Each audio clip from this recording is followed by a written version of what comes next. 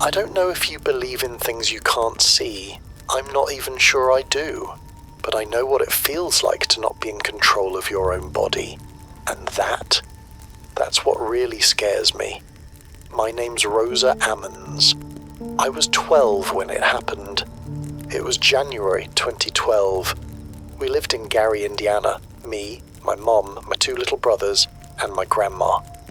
The house was old, rented, and always cold, no matter how high we cranked the heat. That night was supposed to be fun. A simple sleepover, popcorn, blankets, scary movies. I had my best friend from school over and we were watching Coraline, you know, the creepy button eye movie.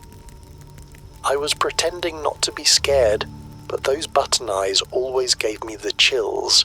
It was past 2 a.m. when it started. The little lamp next to the bed started flickering, like in a horror movie cliche, only this wasn't a movie. My friend laughed nervously like, ugh, probably just the breaker. But I already knew it wasn't. This house had a vibe, like something was always watching you. I'd felt it since we moved in. I never told anyone, but some nights I'd wake up freezing, my chest heavy, like something was sitting on it. I'd see shadows moving even when there was no light. And then, just like that, the lamp went out completely. Silence, then cold, like deep, soul cold. The kind that doesn't come from weather, it comes from somewhere else. And that's the last thing I remember, because after that I blacked out. My friend told me what happened next. I started floating. Yeah, floating, off the damp bed. Eyes rolled back, body stiff like a plank. My arms dropped at my sides and I started rising, like someone was pulling me up by invisible strings. I was about a foot above the bed when she screamed. She dropped to her knees and started praying. Out loud, like full grandma level praying. She told me later she was shaking so bad she couldn't even finish the Lord's Prayer. That's when my mum burst into the room. She stopped dead in her tracks, saw me in the air, and just fell to her knees, crying, begging God to help me.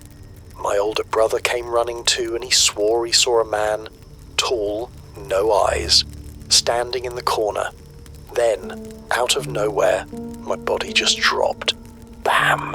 Right onto the mattress like dead weight. And I woke up. No memory, not of the movie, not of my friend, not of floating, just nothing. I looked around confused and asked, "Why is everyone crying?" They rushed me to the hospital, ran every test, EEG, CT scan, blood work, nothing. No seizures, no brain issues, just a healthy little girl. But we all knew something was wrong. Something inside that house didn't want me there. Or maybe it did. After that night, nothing was normal again. My friend never came back. I don't blame her. She wouldn't even look me in the eye when she left that morning. My mum was freaked out. She kept smudging the walls with anointing oil and walking around the house reading Bible verses out loud. My grandma started sleeping with a rosary in her hand. And me?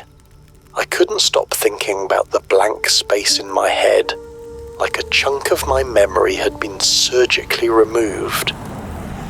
But things only got worse. My youngest brother, he was 7, started talking to someone who wasn't there. At first we thought he had an imaginary friend. Kids do that, right? But he gave this friend a name, said he wore a black coat and a big hat, said he had no face, said he only showed up when the lights went out. Then he started talking like someone else, deep, growly voice, not like a silly kid voice, like someone much older, mean, like ancient. My mum lost it, took him to the doctor, therapist. Nobody had answers. They said it was just a phase. But we knew. Meanwhile, weird stuff started happening all over the house. Lights would flick on and off even when the switch was off. Doors we locked at night would be wide open by morning. One time, my mum set her phone down on the kitchen table and found it 2 hours later in the freezer still ringing. The whole place felt alive and not in a good way. More like something else was living there with us. We started hearing footsteps above us in the attic. Slow, dragging steps, like boots on old wood, except we never kept anything up there. No one ever went up. We were too scared. That's when my mum called a pastor. He came, prayed over the whole place, blessed the windows, the rooms, even poured oil in our pillowcases. While he was in my room, I felt my stomach twist into a knot. I swear I heard a voice inside my head say, "Get him out." He looked right at me and asked, "What did you see, Rosa?" I wanted to say nothing. I really did. But something inside me whispered, "You saw everything. You just don't remember it yet." A few days later, 2 people from Child Protective Services showed up at our door. A caseworker and a nurse. Someone had reported disturbing behavior in the home. My mum was furious. She let them in anyway. "We got nothing to hide," she said. They started asking questions. The nurse walked into my brother's room, and that's when it all went to hell. My older brother was just sitting there, until suddenly he started growling like a pit bull. Then he glared at the caseworker and said something in a voice none of us had ever heard come out of him. And then, I swear, he walked backwards along the wall like a spider, hands on the ceiling, head looking down, eyes completely black. The nurse screamed. The social worker fell to the floor, sitting on his butt, dropping his clipboard. They grabbed their things and ran. That same day, they filed a police report saying they had witnessed something inexplicable and inhumane. One of them said, "I've seen a lot of things, but I've never seen this." And just like that, we weren't just a poor family in a strange house. We were a case file. Things got real after that. Like no turning back real. The state got involved, the hospital, the police. And suddenly our lives were being dissected by people in suits holding clipboards and whispering in hallways. My mum was desperate. She didn't care about the gossip, she just wanted her kids back. So when someone at the hospital mentioned a priest who'd handled things like this before, she didn't hesitate. That's how Father Magino showed up. He wasn't what I expected. Tall, calm, not scared. He walked into our house like he'd been there before, like he knew what kind of darkness lived in walls like ours. He sat with each of us one-on-one, listened more than he talked. When he got to me, he didn't ask about the floating. He asked about the dreams, the voices, the cold spots. I told him the truth. I told him about the man I kept seeing in my room, the one with no eyes. I told him about the smell of rotting meat that sometimes came through the vents.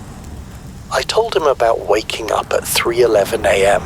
every night with the words, "He's still inside," echoing in my head like someone had whispered it right next to me. He nodded, said softly, "You're not crazy." Then he left. The next day he came back, with backup, a cop, a doctor, a social worker. All of them had seen parts of the case, but none had seen it together. That night they walked into our house with a Bible, some holy water, a recorder and a camera. What happened in the next hour changed their lives, not just ours. The recorder started picking up static, loud bursts like angry breathing.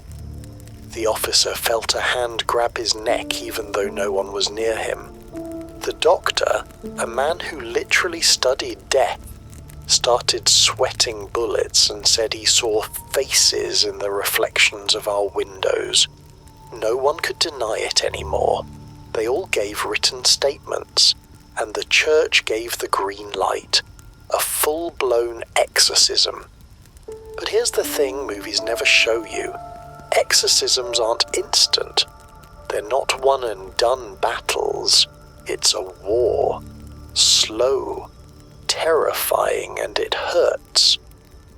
Every time Father Magino came back, it got worse before it got better. My family went through some unsettling experiences. My brothers had sudden nosebleeds with no clear cause. My mum would wake up with unexplained bruises. My older brother started drawing strange symbols and shadowy figures, and when asked about them, he'd just say, "They're watching." One day, during a session, something shifted inside me. Father Maginot touched my forehead, and I let out a scream, loud and unlike anything I'd ever heard before. My mum dropped to her knees, overcome with emotion. I felt something leave me, like a gust of wind rushing out from my chest.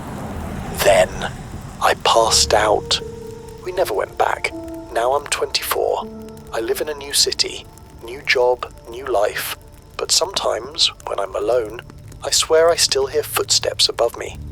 Sometimes I dream of that room, that corner where the man with no eyes stood, and sometimes, just sometimes, I wake up at 3:11 a.m., still wondering if he's really gone.